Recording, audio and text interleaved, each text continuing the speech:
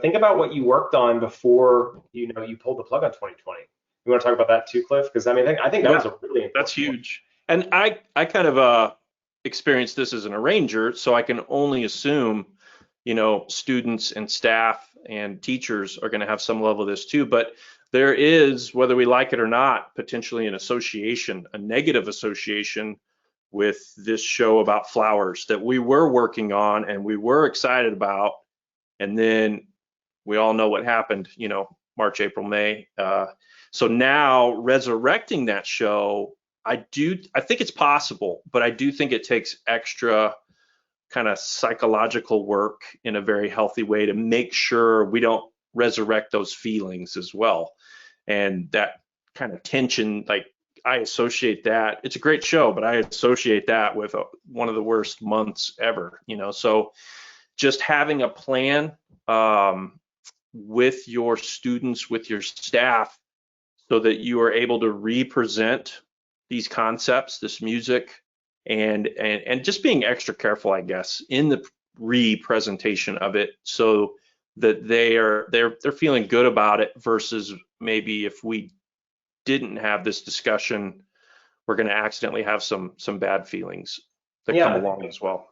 yeah, I think that's a big deal. Actually, I had some directors reach out about that too. And it's like you have the show, and you've got materials written for it, and then they were working on it, and then the season got canceled. So how can you freshen it up? And typically it's the beginning of the show. So maybe you Yeah. you know revitalize the arrangement, and maybe you don't have the resources where you can just do something different. But it doesn't mean that you can't alter it and make a big deal that you freshen it up for the kids. And even from a student that doesn't, they've already worked on it, so instead of working on the same thing that you've already worked on, figure out a way to freshen it up or tweak it so it's new and Correct. exciting for the kids too, because they don't want to just, it's like that year paused and now it's going to restart again, like doing something Yeah. where they're getting to start it up again, and then you can make a big deal about it.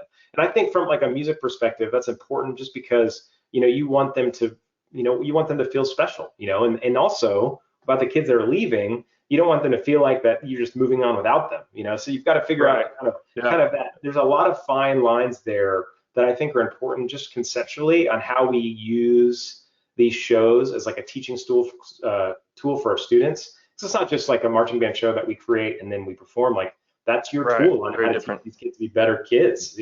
So I think that's Yeah. important. I think that if you get all your heads in the room and you really talk about it from that angle, a lot of really good ideas on how you could twist it will pop out and it'll be easy for you. But I do think it's an important question to ask. I'd like to share 3 important reasons why you need to take advantage of marchingartseducation.com and the resources that Tim Hinton has put together for anyone involved in the marching pageantry arts world. Number one, we've heard the expression that experience is the best teacher. And the truth of the matter is, that's the biggest lie we tell ourselves. Experience isn't the best teacher. Other people's experience. Now that's the best teacher, because you can learn from all the mistakes they made and how they figured out how to make it work and not make those mistakes yourself.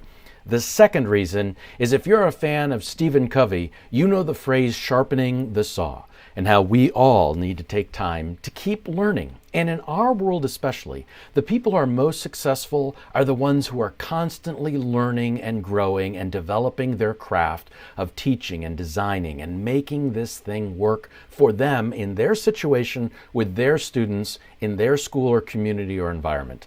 And number 3, it's the most cost-effective way to gain an advantage like that, because you could take a marching band methods course somewhere in America at the college level, undergraduate or graduate. But for an undergraduate credit hour, you're going to spend $530. And for a graduate level course, in the United States right now, it's $631 per credit hour. When you can make a small investment each month and have access to an entire catalog of materials and instruction and ideas that will serve you well, way beyond the cost of admission. Marchingartseducation.com might be your secret weapon for a more successful future in the pageantry world.